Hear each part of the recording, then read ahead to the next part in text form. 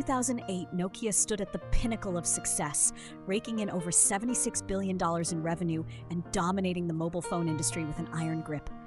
Its iconic brick phones were the gold standard, rugged, reliable, and practically indestructible. But in just a few short years, this titan of tech crumbled, its market leadership evaporating like a mirage.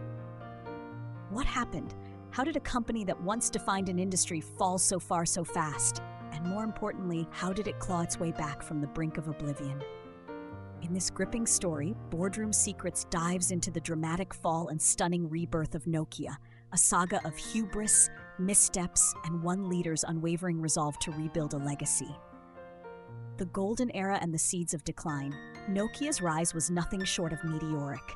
From a modest $7.5 billion in revenue in 1996, the company skyrocketed to a tenfold increase by 2008, becoming synonymous with mobile phones. Their devices were everywhere, tough, affordable, and beloved. But beneath this glittering success, cracks were forming.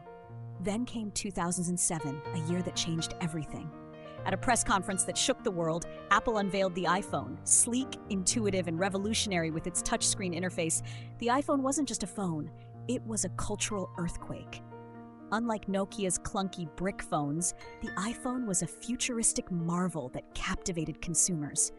Overnight, the mobile industry transformed, and Nokia was caught flat-footed. Shockingly, Nokia's leadership didn't see the iPhone as a threat.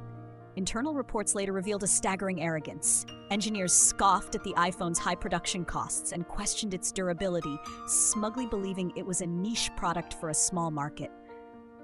They couldn't have been more wrong. Nokia's legendary durability, once its greatest strength, became a liability as consumers craved sleek touchscreen devices. The iPhone ignited a smartphone revolution, and competitors like HTC and Google quickly followed with the T-Mobile G1, the first Android phone, in 2008. Nokia, the king of mobile, was suddenly a step behind. The N97, a misguided attempt at redemption. Desperate to reclaim its throne, Nokia launched the N97 in 2009, boldly branding it the iPhone killer. It boasted a 5-megapixel camera, double the iPhone's storage, GPS, and crucially, a touchscreen. On paper, it seemed like a contender. In reality, it was a disaster. The N97's clunky design and sluggish touchscreen paled in comparison to the iPhone's elegance. Worse, it ran on Nokia's Symbian operating system, once a strength but now a fatal flaw. Symbian was a nightmare for developers, lagging far behind the user-friendly iOS and Android ecosystems. While Apple's App Store boasted over 100,000 apps, Nokia's store for the N97 limped along with a meager 500. The N97 didn't just fail, it flopped spectacularly, cementing Nokia's decline. By 2000, the company was in freefall, its market share plummeting as consumers flocked to iPhones and Android devices. Nokia needed a savior, or at least a bold new direction. The burning platform, a controversial leader, takes charge. Enter Stephen Elop, Nokia's new CEO in September 2010. A former Microsoft executive with a track record of driving record profits through Office Suite and cloud computing, Elop seemed like the perfect candidate to steer Nokia back to glory.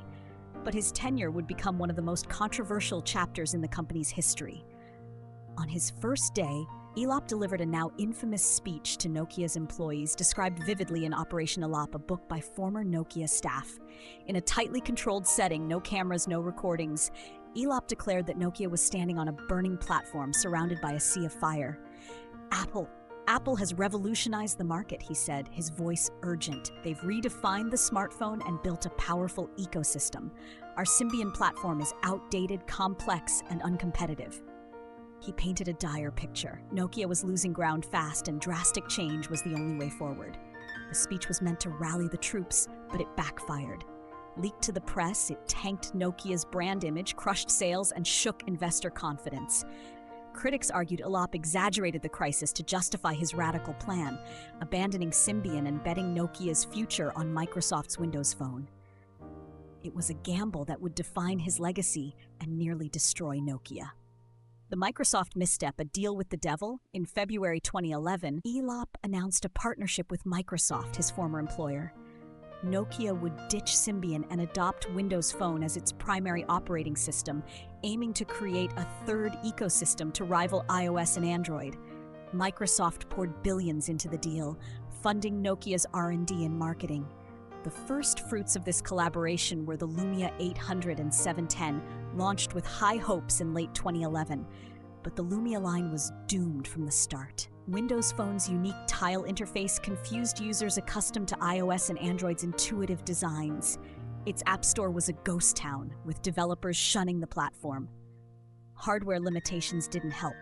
The Lumia phones used single-core processors, while competitors offered dual or quad-core power. They lacked front-facing cameras, a baffling omission in an era of rising selfie culture.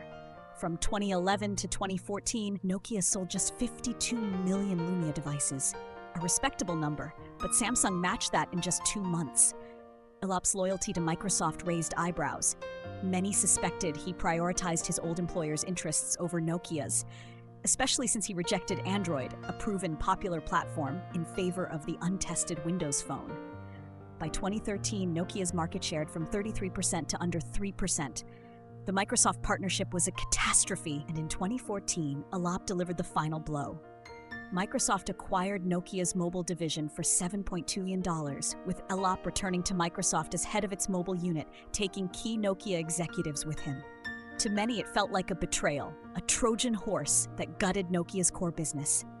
The ashes of defeat, a new hope emerges. As Nokia's mobile division collapsed, one part of the company quietly thrived, its Solutions and Networks division. Led by Rajeev Suri since 2009, this unit focused on telecom infrastructure and became Nokia's lifeline. In 2014, with the mobile division gone and losses mounting to €4.9 billion, Suri was named CEO. His mission? To rebuild Nokia from the ground up. Unlike Elop's flashy, risk-heavy style, Suri's leadership was pragmatic and laser-focused on stability. His first move was a massive stock buyback program, using funds from the Microsoft sale to restore shareholder confidence. It worked. Nokia's stock value climbed, giving Suri the financial foundation to execute his vision. Suri saw the future in 5G technology, a market poised to explode as the world demanded faster, more connected networks. In 2015, Nokia made a bold $16.6 billion acquisition of Alcatel-Lucent, gaining access to Bell Labs, a legendary R&D hub with over 29,000 patents. This move positioned Nokia at the forefront of 5G innovation, a far cry from its smartphone missteps. The 5G revolution, Nokia's redemption. Nokia's 5G gamble paid off. In 2018, they unveiled the ReefShark chip, a game-changer for 5G networks. With a blazing 84 GB per second bandwidth, triple that of its predecessors, and 64% lower power consumption, ReefShark gave Nokia a competitive edge. Partnerships with telecom giants like NTT Docomo, AT&T, and Vodafone followed. And by 2024, Nokia had secured over 300 commercial 5G deals, capturing 29% of the global 5G market outside China. Suri's strategy was a masterclass in transformation. He shifted Nokia from a consumer-focused B2C model to a business-to-business B2B powerhouse, serving telecom operators and enterprises. By 2022, Nokia's revenue had soared to over $26 billion, a remarkable recovery from its post-Microsoft low of $6 billion. While its market value remains a fraction of its $250 billion peak, Nokia achieved what seemed impossible: stability and relevance in a cutthroat industry. A tale of two leaders. The Nokia saga is a study in contrasts. Stephen Elop's bold but reckless decisions, culminating in the disastrous Microsoft partnership, nearly obliterated the company.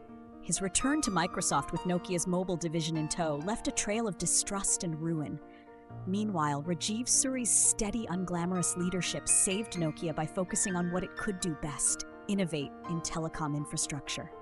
His 5G vision and disciplined execution turned a dying giant into a 5G leader. Nokia's story isn't just about technology, it's about resilience, adaptability, and the power of leadership to make or break a legacy. From the ashes of its smartphone dreams, Nokia rose again, proving that even in the face of crushing defeat, reinvention is possible. Boardroom Secrets brings you this epic tale of corporate survival, a reminder that in business, as in life, the only constant is change.